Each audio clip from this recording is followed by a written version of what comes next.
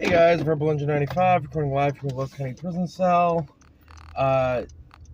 Apologies for not getting an episode out for the last week and a half with the holiday and everything coming up. You know, I'm actually going on a trip in 2 weeks, so I've been planning that. So it's been a lot going on. So this is me making up for that with a fight that I could have sworn I did years ago, but I guess I never got around to it.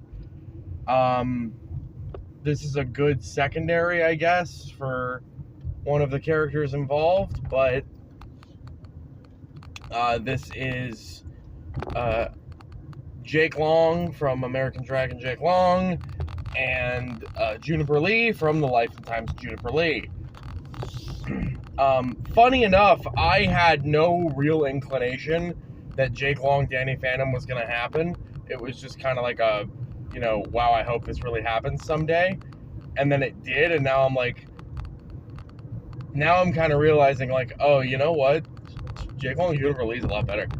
So yeah, the connection here is that they both live in these, they both live in a world where, the mythical / fantasy world is just a secret in the real world, right? Kind of Percy Jackson-ish. And they're both the chosen ones who kind of guard that secret mystical world of monsters. So to get into it, Jake Long, as his name suggests, is the American Dragon, and with that with his dragon form, he gains a lot of different abilities. Super strength, super speed, durability. Not really super speed, actually, now that I think about it, but just super strength, durability. Strength, probably, I think it was lifting a bus was his biggest feat. He gains the ability to breathe fire. He gets wings that allow him to fly. Even his claws, his tongue are versatile. And yeah, he also has a martial arts kind of background as well. This is a very bare bones analysis because I didn't quite remember exactly everything that happened in the death battle with Jake Long in it. But yeah, I mean, he also has a lot of experience and mystical knowledge of a lot of the creatures that he fights. So, he has experience, again, in the Danny Phantom thing, he has experience fighting ghosts, and he's fought leprechauns, ogres, giants, all that sorts of stuff. Been faced with magic pretty much his entire career, quote unquote. Deals with the Hunts clan, which are, meant to hunt down mystical creatures instead of help them live in harmony with our world, like Jake does. But yeah, impressive combatant. Same can be said for his opponent, which would be Juniper Lee. Now, Juniper Lee is a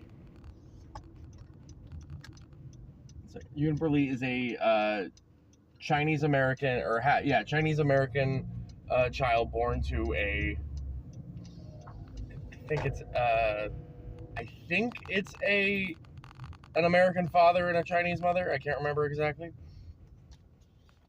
but she is, I forget the actual name for it. They have a name for it in the show, but she is the chosen one, where her ancestors gift her with a mystical power that is meant to be used to protect and, kind of police the spirit world in relation to our world, right?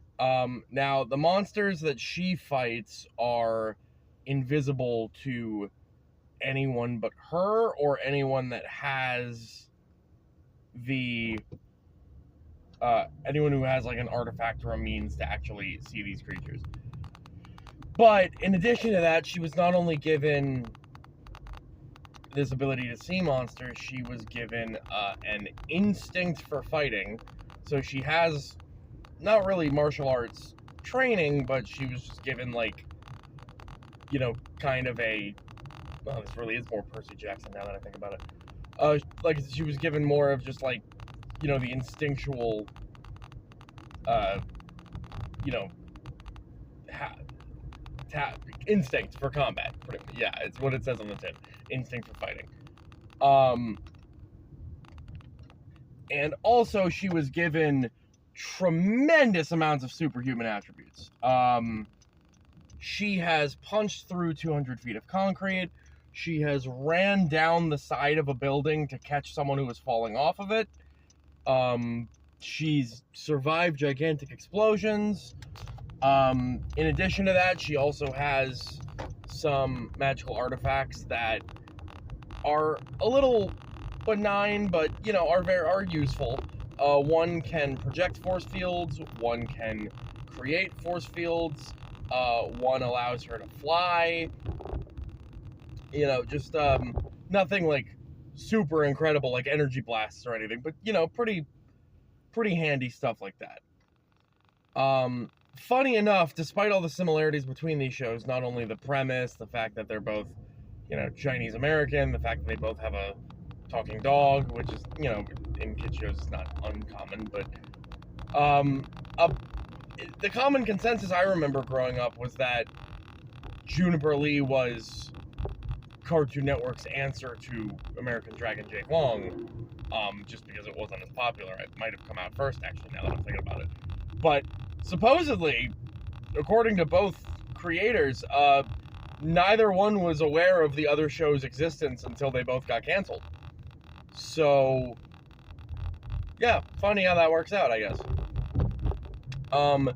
As for the results of the fight, Juniper Lee, I think, absolutely takes this without too much. I mean, this is a fight.